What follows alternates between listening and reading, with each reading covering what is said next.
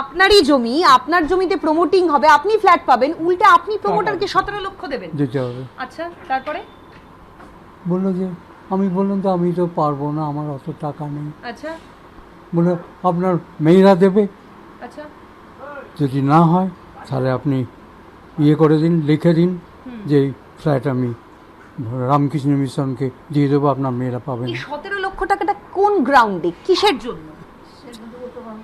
তোলাবাজি? জানি না, তোলাবাজি। আচ্ছা, তারপরে কি হলো? দিতে পারিনি, মাথা নিচু করে চলে এলাম। তারপরে অপেক্ষায় ছিলাম জাস্টিসের জন্য, কিভাবে পাবো। সেইভাবে আচমকা পেয়ে গেলাম এই সুযোগ, এই জাস্টিসের জন্য। মানে আপনি টাকা দিতে পারলেন না, ফ্ল্যাটও পেলেন না, হুমকি কি কোনোভাবে আপনাকে দেওয়া হতো ফোন করে? না না না না, সেভাবে আচ্ছা, কিছু হয়নি। কিন্তু খুব মিসবিহেভ করা। খুব মিসবিহেভ, জানো আমি মানে চাকর, আচ্ছা, সেই মাথা, সেই কিরকম অ্যাটিটিউড ছিল এই জয় কামদারের?